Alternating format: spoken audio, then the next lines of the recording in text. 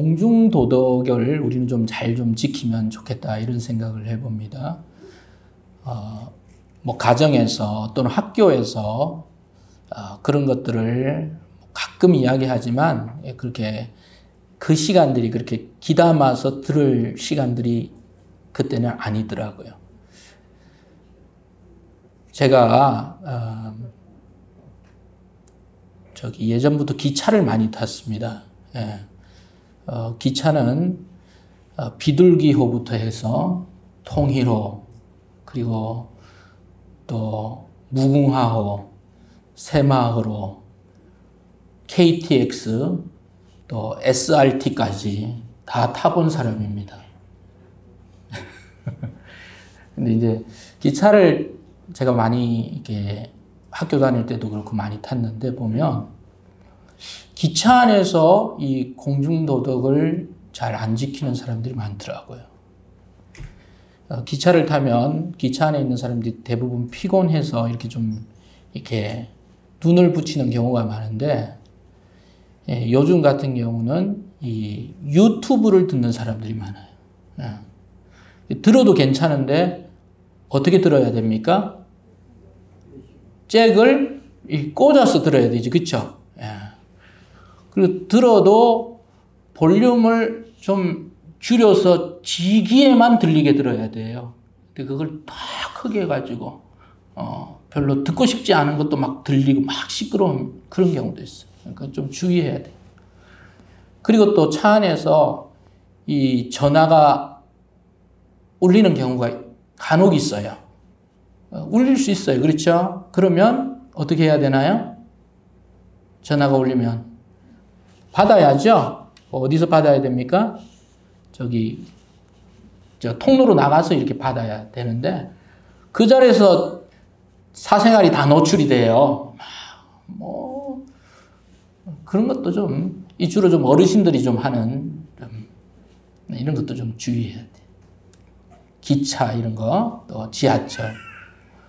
그리고 또 요즘은 이 애완 동물들을 많이 키우잖아요. 우리 교회도 우리 집에 애완견, 애완묘 또 있나요? 뭐 다른 거 키우시는 분들 많이 있어요. 며칠 전에 저기 산책하러 공원에 갔더니 전혀 제 눈에는 애완견 같이 안 보여요. 상당히 무서워 보여요. 그런데 이 좀 죄송합니다. 표현을 좀 빌리면 약간 좀 집체 많지는 않지만 좀 무서운 녀석이었더라고요. 근데 이제 그걸 이게 개줄을 이렇게 끌고 이렇게 오는데 난 줄을 좀 더 당겨가지고 주인이면 했으면 좋겠는데 좀 줄이 내 마음에는 그래요. 헐렁해.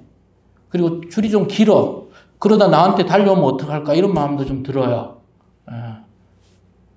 왜냐하면 저는 개를 그렇게 좋아하지 않거든요. 개에 대한 안 좋은 기억이 있어서. 근데 모든 사람들이 다 개를 좋아하는 것처럼 그러면 안 돼. 특별히 좀 무섭고 험한 개들은 어떻게 입에 막이라도 씌워야죠. 지나가면서 참 귀엽다고 생각하는 사람도 있지만 저처럼 아유 무서워 딴 길로 갈까 저 보기엔 전혀 그렇지 않죠. 한 10마리 키우는 것 같죠? 아니에요. 저 무서워요. 저 겁 많은 사람이에요.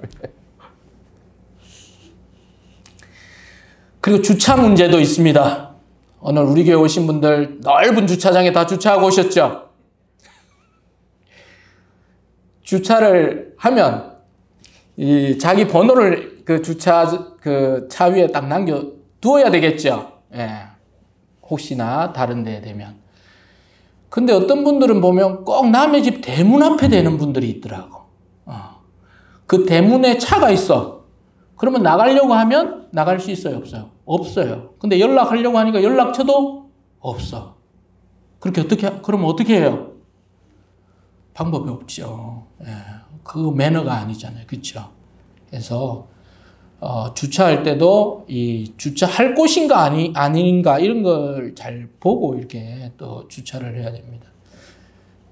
뭐 우리 교회가 넓은 주차장이 있고 확보가 되면 좋지만 현실이 그러하지 못하기 때문에 여러분들 주차하는데 애로가 많을 겁니다. 그러나 특별히 또 주차할 때도 또 그런 부분들을 염두를 해야 되지 않을까.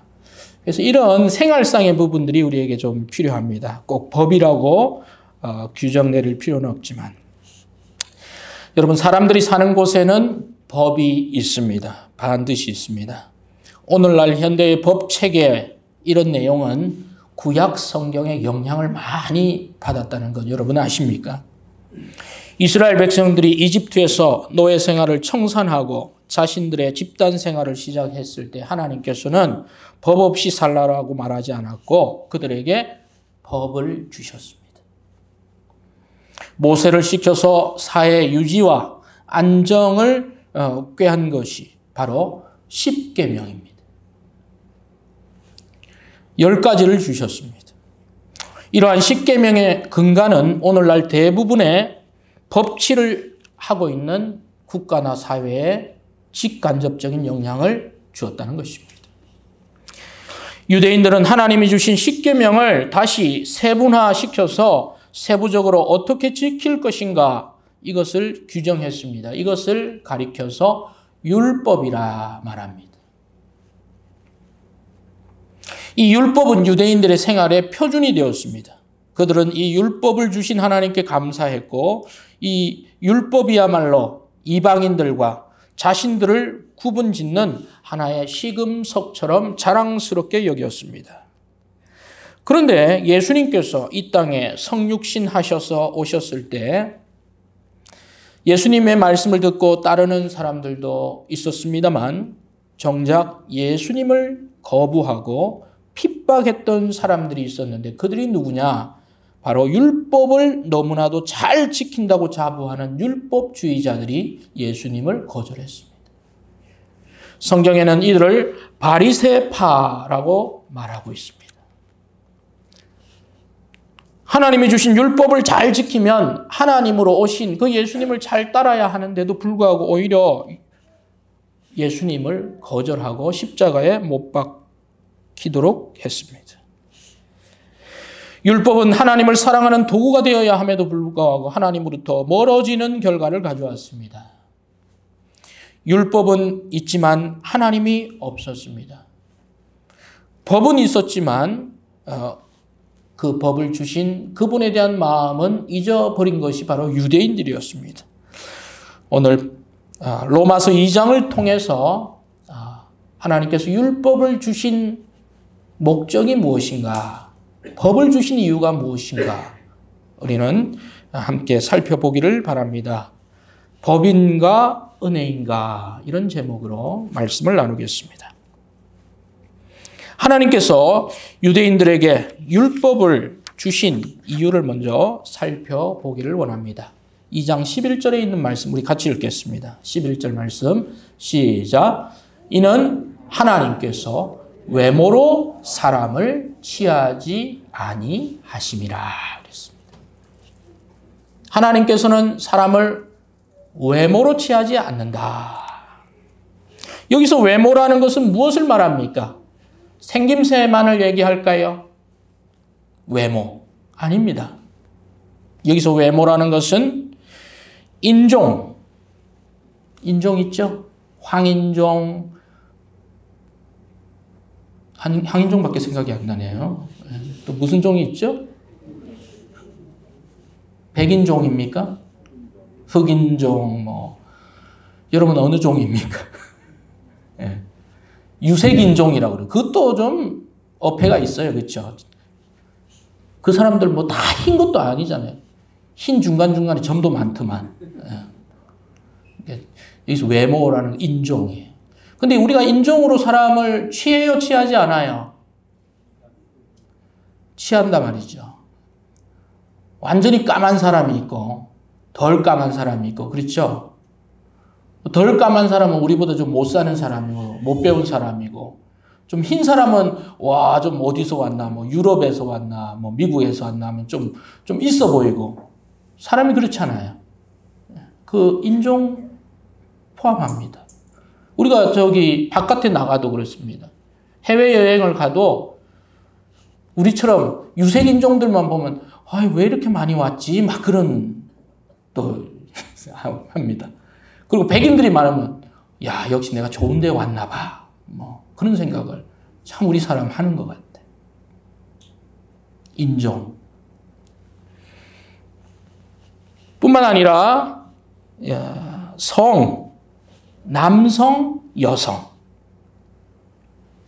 뭐 예전에는 그런 것이 별로 없었던 것 같아요. 요즘은 이 남성, 여성 간 이 젠더 문제라고 하죠. 이것이 엄청 많이 좀 부각이 되는 것 같아요. 뭐 그걸 일부러 또 조장하는지는 모르겠지만 최근 또 뭐 대선에 나온 분들 중에 몇 분이 왜 남자들만 군대 갑니까? 여자들도 군에 가야 됩니다. 뭐 이런 주장을 하기도 하고 뭐 그것이 또 이제 좀 격화되기도 하고 그런 것 같아요. 남성이나 여성, 그것도 외모라고 할 수 있죠. 또 그 사람이 가진 환경이나 직위 이런 것이 다 외모예요. 그런데 하나님께서는 그런 성이나 인종이나 어떤 그 사람의 환경이나 조건으로 사람을 취하지 않는다는 것을 여러분 믿으시길 바랍니다. 아멘? 이게 중요해요. 사람은 외모로 사람을 취합니까? 취하지 않습니까? 반드시 취하게 돼 있어요. 반드시 취합니다. 그러나 하나님은 아닙니다. 제가 아는 목사님, 제가 존경하는 목사님이 지금은 75세가 되셨지만 젊으셨을 때 겪은 일이라고 합니다. 서울에 있는 큰 교회 목사님이 부산에 오셔가지고 자기를 좀 픽업해라고 왜냐하면 부산에서 모임이 있었는데 아마 골프장에서 모임이 있었나 봐요. 뭐 그때만 해도 지금도 그렇지만 골프라는 게 상당히 좀 이 고급이잖아요. 돈이 많이 들어가는 스포츠라는 뜻이지 결코 고차원의 스포츠라는 뜻이 아닙니다. 고급은. 그런데 이 목사님 너무 순진해서 봉고차를 가지고 왔어요. 그럼 서울에서 온 큰 교회 목사님 어디 가실 예정이라고요? 골프차. 근데 봉고차도 무슨 봉고차? 교회 봉고.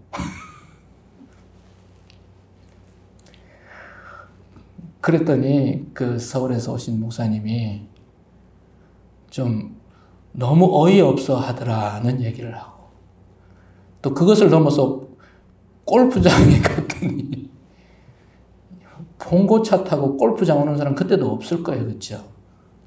상당히 좀 이상한 분들 보듯이 여러분 골프장 갈 때 좋은 차 타고 가세요. 그래 대접받습니다. 사람들은 그렇단 말입니다. 외모 이런 걸 많이 따집니다. 뭐 그것이 전혀 쓸모없는 것은 아닙니다. 또 해야 될 때 필요합니다만 하나님은 그렇지 않다.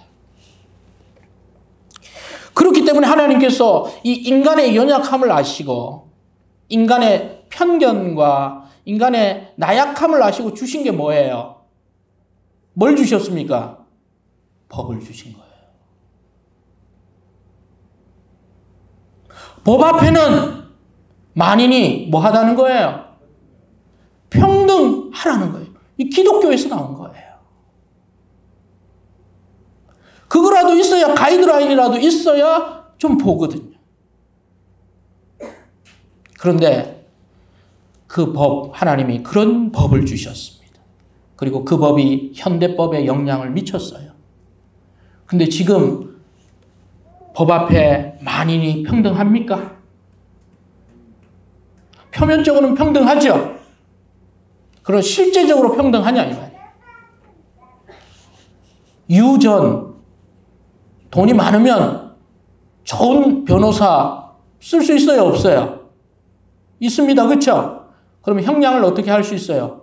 최대한 낮추는 거예요. 그게 뭐예요? 유전? 무죄죠. 그런데 가난하거나 또 변호사를 드리기가 힘든 사람들은 어떻습니까? 본인이 셀프 소송을 하든지 뭐 그렇게 가는 서민들은 그렇게 하죠. 그러다 보면 뭐예요? 그냥 주는 대로 받는 거예요. 엄청난 제목을 지어도 수많은 변호사를 대동하면 다 카바를 해. 참, 뭐 또 이게 현실이기도 합니다. 하나님은 늘 선한 것을 주시지만 그 선한 것을 어떻게 해요? 자신들의 이해와 목적으로 쓰는 것이 바로 사람들이죠. 하나님이 법을 주신 이유는 11절에 있듯이 만인이 법 앞에 평등할 것을 하나님께서 그런 면으로 율법을 주셨다는 거예요. 두 번째로 하나님이 법을 주신 이유는 무엇입니까? 사람들의 잘못을 드러나게 인식하기 위해서 하나님께서 법을 주셨습니다. 12절 말씀 보겠습니다. 같이 읽습니다. 시작. 무릇 율법 없이 범죄한 자는 또한 율법 없이 망하고 무릇 율법이 있고 범죄한 자는 율법으로 말미암아 심판을 받으리라 그랬습니다. 율법 없이 범죄한 사람은 누굽니까? 유대인에게는 율법을 주셨으니까 그들은 율법이 있는 사람입니다. 그 외의 사람들, 유대인의 관점에서 이방인들은 다 율법이 없었어요. 그럼 율법 없이 범죄한 사람은 법이 없으니까 범죄를 저질러도 되느냐? 아니에요. 그들은 율법이 없지만 그들에게는 이 성문법이 아니라 이 불문율 그리고 관습법적인 이 자신들의 잘못을 가리는 그런 것은 있었다는 것입니다. 그래서 여기 몇 절입니까? 14절, 14절에 보면 율법 없는 이방인이 본성으로 율법의 일을 행할 때에는 이 사람은 율법이 없어도 자기가 자신에게 율법이 되나니 이런 이들은 뭐가 증거가 된다고요? 양심이 증거가 된다. 그래서 율법이 있던 사회, 유대인을 얘기하죠. 율법이 없는 사회, 이방인들을 이야기합니다. 그들에게도 그들의 양심, 이것은 잘못인데 하면 안 되는데 그런 것이 있었다는 거예요. 그러나 없는 것보다는 어떻습니까? 있는 게 낫겠죠. 명확하죠. 그래서 12절에 유대인들에게는 하나님께서 법 없이 살라고 하지 않고 뭘 주셨어요? 율법을 주셨습니다. 그래서 잘못을 하면 어떻게 됩니까? 율법이 있고 범죄한 사람은 뭘로 심판을 받습니까? 율법으로 심판을 받는 거예요. 남의 소를 가져간 사람은 그 소에 상응하는 것으로 갚든지 아니면 몇 년 징역에 처한다. 그럴 수 있겠죠. 남의 재물을 손괴한 사람은 거기에 상응하는 것으로 갚든지 아니면 몇 년 동안 회개의 기간을 갖도록 신체를 구금한다. 이렇게 규정을 내렸어요. 없는 것보다는 있는 것이 어떻습니까? 명확하죠. 그래서 하나님께서 율법을 주셨습니다. 그래서 내가 어떤 죄를 저질렀냐? 내가 죄인인가? 아닌가? 이렇게 잘 모르는 사람에게 여기에 법조문을 딱 들이대면 그거는 몇 년에 해당하는 죄입니다. 그렇게 이야기하면 자신의 잘못이구나. 내가 죄인이구나. 이것을 율법으로 말미암아 확인하는 그런 어떤 또 장점이 있었다는 것입니다. 유대인들에게는 그래서 율법이 심판의 근거이기도 하고 생활의 표준이기도 하였습니다. 그러나 하나님은 분명히 말씀하셨습니다. 13절에서 이 율법을 유대인들은 율법이 있다고 자랑을 했습니다. 우리 유대인들은 하나님께서 우리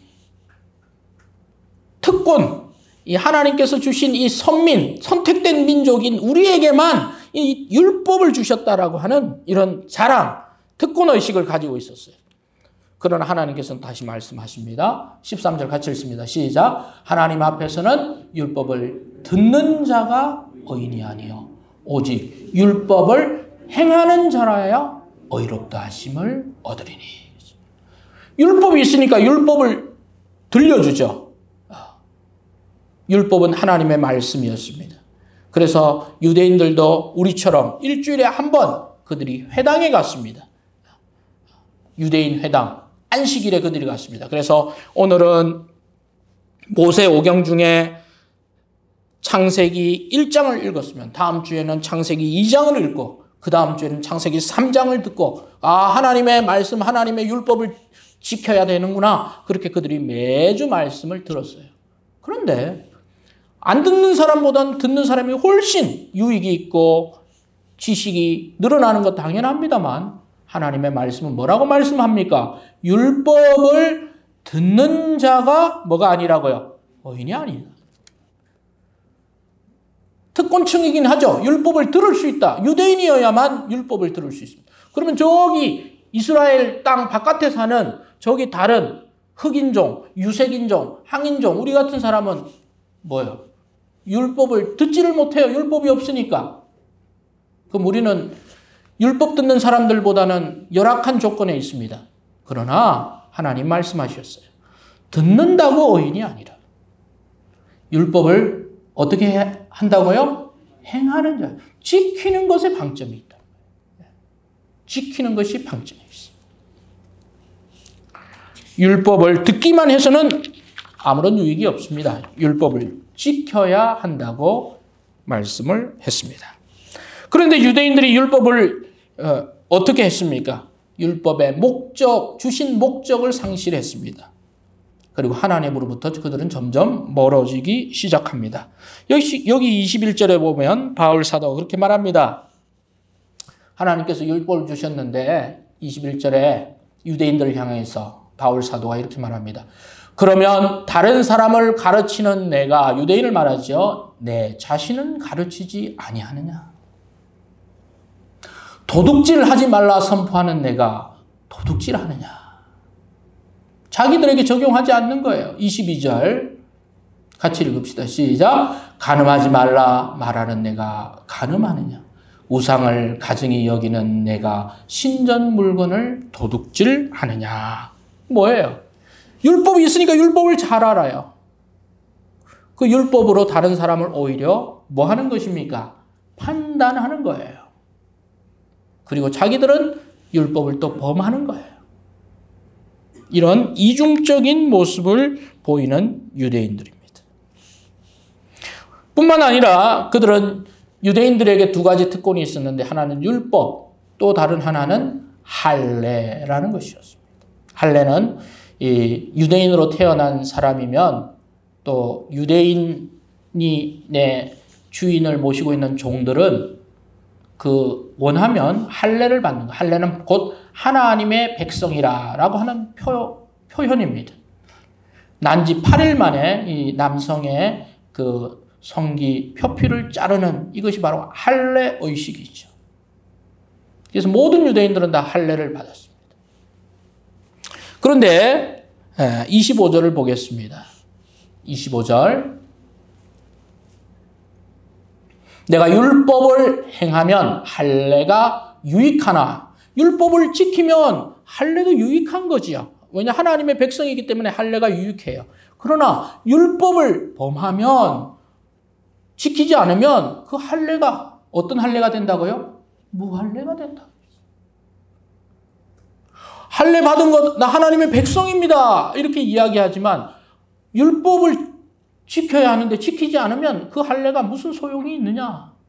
그래서 28절에 이렇게 말씀합니다. 28절 같이 읽읍시다. 시작. 무릇 표면적 유대인이 아니요 표면적 육신의 할례가 아니니라. 표면적 드러나 있는 유대인, 태생적인 유대인, 어머니가 유대인이고 아버지가 유대인은 당연히 유대인인 그 유대인이 아니야. 뭐예요? 겉으로 육신에 표시한 그 할례가 하나님의 자손임을 증명해 주는 것 아니다. 바울 사도가 그렇게 말합니다. 대신 마음의 할례를 받을 것을 말하고 있는 것입니다. 그 결과 유대인들은 하나님이 주신 법을 지킨다고 하지만 하나님이 그 법을 주신 그 하나님을 잊어버림으로 인해서 이 법만 남게 되었습니다. 그리고 할례, 의식만 남게 되었고 하나님을 존중하고 하나님의 백성으로 살아가야 된다는 이 마음을 상실해버렸습니다. 그 결과 어떻게 됩니까? 23절에 바울 사도는 유대인들을 향해서 이렇게 말합니다. 같이 읽습니다. 시작. 율법을 자랑하는 내가 율법을 범함으로 하나님을 욕되게 하느냐. 오히려 하나님을 욕되게 합니다. 24절. 같이 읽습니다. 기록된 바와 같이 하나님의 이름이 너희 때문에 이방인 중에서 모독을 받는다 말하고 있습니다. 법을 줬지만 그 법의 의미와 목적과 주신 분을 잘 생각하지 않고 그 법 조문에만 매달리다가 그들은 하나님을 잃어버린 결과를 가져왔습니다. 할례, 이 육신에 표시한 그 표시도 중요하지만 더 중요한 것은 마음의 할례를 받으라고 하는 그 말씀을 잊어버림으로 인해서 그들은 오히려 하나님의 이름을 욕되게 하고 이방인들 중에서 율법이 있으면 뭐하냐? 아무 소용이 없더라. 저 유대인들 보라. 오히려 손가락질을 받는 사람들이 되었다고 말하고 있습니다. 그 결과 어떻게 됐습니까? 법을 주신 하나님께서 너무나 고통스러웠습니다.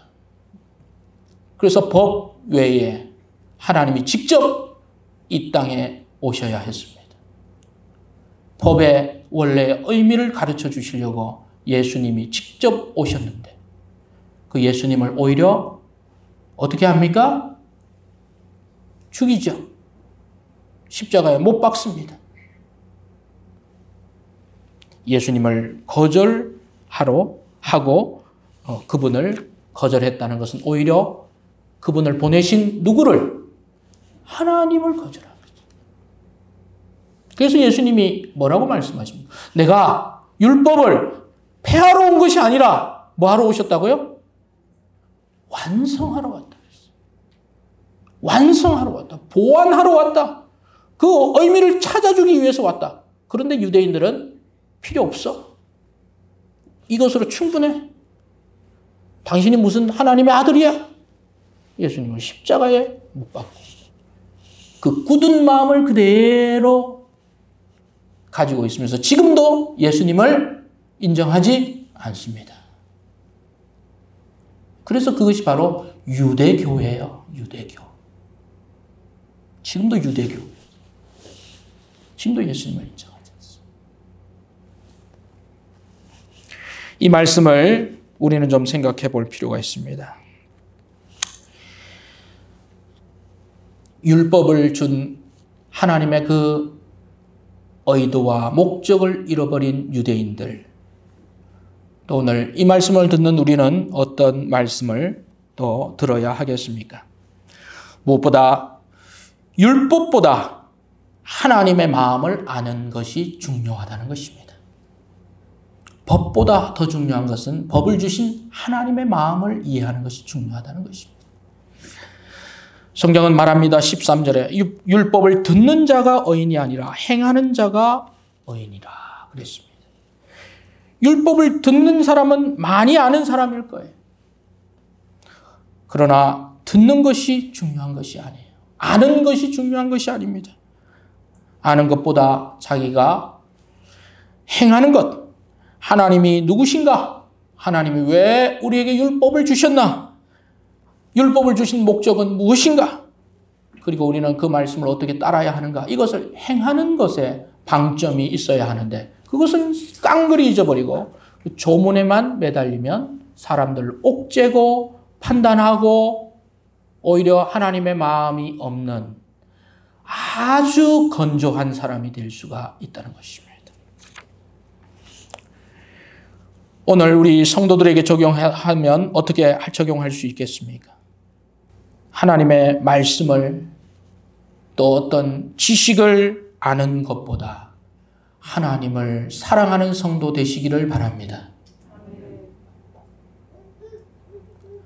한국교회는 아는 것이 힘이다 라는 그 논리에 많이 좌우가 됐어요. 배워야 산다. 그래서 제자 훈련을 시키고 1:1 맨투맨을 시키고 공부를 시켜놨더니 마음은 없고 머리만 커진 사람들이 많아졌어요. 예수님은 없고 예수님에 관한 지식만 있는 사람들이 많아지면서 하나님의 이름이 점점 영광받는 게 아니라 점점 하나님의 이름이 떨어지는 그런 결과를 가져오고 있습니다.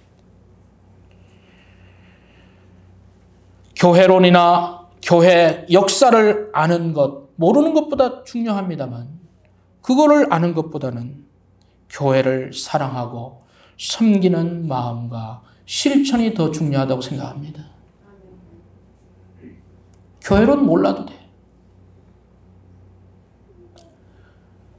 구원론, 어떻게 구원받을 것인가? 구원의 단계, 구원의 절차, 구원의 방법 알면 좋습니다만 몰라도 아무런 문제가 없습니다. 오히려 구원받은 성도로 사는 것이 더 중요한 줄로 믿습니다. 성도 여러분, 주일학교 때부터 교회에 나온 성도가 지금까지 교회에 나왔다면 얼마나 많은 시간 말씀을 들었고 얼마나 많은 시간 그 말씀을 이해할까요? 엄청날 겁니다. 매주. 또 거기에 제자 훈련도 하고 뭐 그룹 스터디도 하고 또 책도 보고. 근데 그것보다 더 중요한 것은 율법을 아는 것, 지식적인 것 그런 것보다 이 하나님의 마음을 갖는 성도로 성장하는 것이 더 중요하다는 것을 여러분 기억하시길 바랍니다. 이 본질을 잊지 말아야 돼요. 두 번째, 우리는 유대인들은 육신의 할례를 소중히 여기지만 육신보다 마음의 할례를 받아야 할 줄로 믿습니다. 마음의 할례. 여러분, 모세가 이스라엘 백성들에게 하나님께서 아브라함 때부터 할례 받으라고 한 것을 모세가 몰랐겠어요? 알았습니다. 그럼 이 사람들이 육신의 할례를 받고 나는 하나님의 백성이라고 자부하는데 삶은 형편없이 될 수 있다는 것 모세가 몰랐겠습니까? 알았습니다. 그래서 모세가 신명기 30장 6절에서 이렇게 당부합니다. 내 하나님 여호와께서 내 마음과 내 자손의 마음에 마음의 할례를 베푸사 너로 마음을 다하며 뜻을 다하여 내 하나님 여호와를 사랑하게 하사 너로 생명을 얻게 하실 것이며 그랬어요. 모세도 육신에만 표시되는 게 중요한 게 아니라 그 육신의 표시는 곧 어떤 표시라는 거예요? 마음의 할례의 표시라는 거예요. 그래서 마음의 할례는 무엇입니까? 바로 겸손함입니다. 그리고 마음의 할례를 받는다는 것은 곧 성령의 인도함을 받겠다는 것이에요. 마음의 할례를 받는다는 건 내가 하나님의 말씀이 선포될 때 그 말씀에 내가 받아들이겠습니다라고 하는 그런 표시예요. 마음을 하나님 앞에 내어놓는 거예요. 말씀 앞에 내어놓는 것입니다. 겸손함을 보이는 것이 바로 마음의 할례예요. 그러나 이스라엘 백성들 그렇게 하지 않았죠. 사도행전 7장 51절에 보면 목이 곧고 마음과 기에 할례를 받지 못한 사람들아 너희도 너희 조상과 같이 항상 성령을 거스르는도다. 그렇게 했어요. 성령을 거스른다는 것은 뭐예요? 바로 하나님의 마음을 상실하는 거예요. 그래서 마음의 할례 이것은 바로 겸손함과 성령의 인도하심을 우리는 늘 가져야 하는 것입니다. 그래서 로마서 3장 30절에 뭐라고 말하고 있습니까? 할례자도 믿음으로 말미암아 또한 무할례자도 믿음으로 말미암아 둘 다 믿음이죠. 믿음으로 말미암아 의롭다 하실 하나님은 한 분이시라 그렇게 말하고 있습니다. 할례 받은 게 중요한 게 아니고 할례 받지 않은 게 중요한 게 아니라 믿음으로 하나님 앞에 서 있는 것이 더 중요하다는 것입니다. 성도 여러분, 마음의 할례라는 것을 어떻게 조금 더 이야기하자면 그런 거예요. 여러분, 하나님의 백성이 됐습니다. 예수님을 개인의 구주로 영접했습니다. 그러나 살면 살수록 하나님의 법을 지키지 못하는 우리 자신의 연약함을 느끼게 됩니다. 구원받은 사람이라면 모두 다 느낄 거예요. 나는 구원받았는데 왜 이렇게 하나님의 뜻대로 살지 못하지? 내가 진짜 구원받은 게 맞나? 그렇게 생각합니다. 그래서 바울은 로마서 7장 22절, 24절에서 그렇게 말합니다. 내가 속으로는 하나님의 법을 즐거워하되 내 지체 속에서 한 다른 법이 내 마음의 법과 싸워 내 지체 속에 있는 죄의 법으로 나를 사로잡는 것을 보는도다. 오라 나는 곤고한 사람이로다. 사망의 몸에서 누가 나를 건져내랴. 이 고백이 우리의 고백이 아닙니까? 그런데 이 고백을 할 수 있는 사람은 행복한 사람이에요. 내가 율법으로, 법으로 지키려고 해도 안 돼. 그러니까 뭐가 필요해요? 예수님의 뭐가 필요합니까? 예수님의 그레이스, 은혜가 필요한 거예요. 그러면서 예수님을 붙잡는데. 그런데 어떤 사람들은 아니야. 은혜가 필요 없어. 나는 그냥 이 율법으로 충분해. 내가 왜 곤고한 사람이 되어야 돼? 내가 슬퍼할 이유가 없어. 그러면서 계속 그냥 하나님의 은혜를 거절하고 주어진 그 율법을 어떻게든 지켜서 하려고 하다 보면 어떻게 됩니까? 지킬 수도 없고 계속 죄책감에 빠지는 자기만 보는 거예요. 그래서 여기 있는 분들은 하나님의 율법을 지키다가 하나님의 은혜를 발견한 분들인 줄로 믿습니다. 이렇게 옮겨가는 거예요. 근데 유대인들은 아니야. 예수 그리스도가 필요 없어. 여전히 하나님이 주신 그 율법이 우리를 구원시킬 거야. 그 율법으로 그대로 지금도 하나님의 마음은 잃어버린 채 살고 있는 것입니다.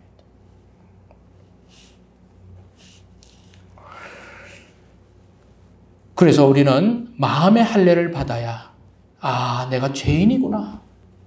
참 나쁜 놈이구나. 율법에 보니까 이러한 거 보니까 마음으로 짓는 죄까지 죄라고 하는 것 보니까 나는 죄인이구나. 그럼 내가 어떡하나? 하나님의 은혜, 예수 그리스도의 그 은혜를 내가 붙잡아야 되겠구나.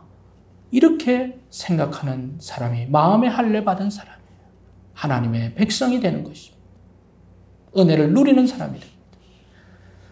은혜를 누리는 여러분 되시기를 바랍니다. 세 번째로 법을 통해서 우리는 하나님의 은혜로 옮겨가는 은혜로운 사람이 되어야 할 줄로 믿습니다. 여러분, 하나님의 법이 유익하지 않습니까? 무익합니까? 필요 없습니까? 아니요. 필요합니다. 법이 있어야 자신이 죄인인 것을 알고 자신이 잘못된 사람인지도 알기 때문에 법이 유익합니다. 그런데 그 법만 있어서는 안 된다는 거예요. 법에서 어디로 옮겨가야 합니까? 하나님의 은혜로 옮겨가야 돼요. 법은 우리를 구원해 줄 수 없는 거예요. 그걸 우리가 행해서 다 지켜서 다 100점 맞아야 되는데 할 수가 없는 거예요. 그래서 우리는 하나님의 은혜에 기대는 사람이 되는 것입니다. 로마서 3장 23절 24절에 모든 사람이 죄를 범하였음에 하나님의 영광에 이르지 못하더니 그리스도 예수 안에 있는 속량으로 말미암아 하나님의 은혜로 값없이 의롭다 하심을 얻은 자 되었느니라 말하고 있는 것입니다. 오직 하나님의 은혜가 나를 죄 가운데서 죄인인 나를 건질 수 있다. 그래서 법이 아니라 법보다 더 위에 있는 하나님의 은혜를 아는 은혜로운 성도가 되어야 하는 것입니다. 이것이 바로 법을 통해서 법을 알고 은혜로운 성도가 되어야 한다는 하나님의 교훈이라 생각이 듭니다. 한 가지 예화를 말씀드리고 말씀을 마무리하겠습니다. 뉴욕에 가면 공항이 두 개가 있습니다. 미국 뉴욕에 가면 JFK 공항이 있고 라가디아 공항이 있습니다. 라가디아라고 하는 것은 이 사람 이름입니다. 1935년쯤에 그 뉴욕 시장으로 활동을 했던 라가디아를 기념해서 그 공항을 라가디아 공항이라고 했습니다. 이 사람은 판사 출신이었는데 법을 누구보다 잘 아는 사람이었어요. 한 번은 그가 시장으로 재직할 때 가장 어려운 뉴욕의 그 빈민가에 가서 야간 판사로 봉직한 일이 있었습니다. 그때 한 사람들이 재판을 받으러 오는데 한 여자가 왔습니다. 나이는 늙고 그리고 병들고 집은 가난해서 남편은 병들어 있고 또 딸이 있는 그런 사람이었습니다.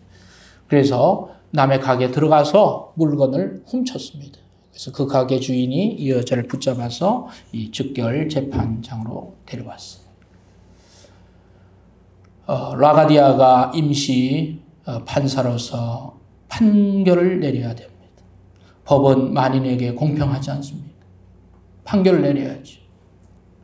다른 사람의 물건을 훔쳤으니까 그에 맞는 벌금을 내야 돼요. 벌금은 10불 부과를 했어요.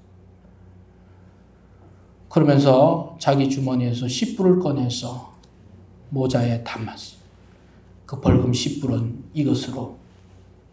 그리고 이 방청객에 있는 사람들은 이 불쌍한 여인이 생계를 잃을 수 없는 그런 상황에 있는데도 서로 돌아보지 못한 잘못으로 벌금 50센트씩 다 내라고 했어요. 그렇게 모아진 돈이 50불.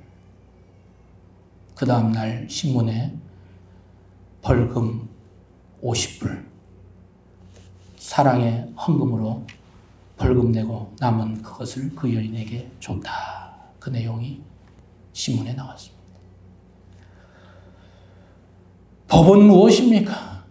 은혜는 무엇입니까? 사람들은 법으로 충분하다고 말할 수 있어요. 법으로 벌금 내면 10불 내고 못 내면 구금하고 평등하게 집행하고 법만 하면 우리는 이런 사람이 될 수 있어요. 그러나 은혜를 알면 그를 덮어주고 사랑을 베푸는 사람이 될 수 있는 것입니다. 저는 이것이 복음입니다. 법은 우리를 죄인으로 규정 내리지만 하나님은 그렇게 그 법을 주신 것은 아닌데 거기에 얽매여 있는 사람들은 그 법 위에 있는 은혜를 자꾸 모르는 것입니다. 은혜는 바로 예수 그리스도, 복음이 은혜로운 것입니다. 성도 여러분, 법인가 은혜인가 어떤 하나만을 선택해야 되는 게 아닙니다. 법도 유익합니다. 있어야 돼. 그러나 법만으로는 안 돼. 그래서 예수 그리스도를 주시고 우리에게 은혜를 주셨습니다. 법과 은혜를 함께 우리는 사용할 수 있어야 합니다.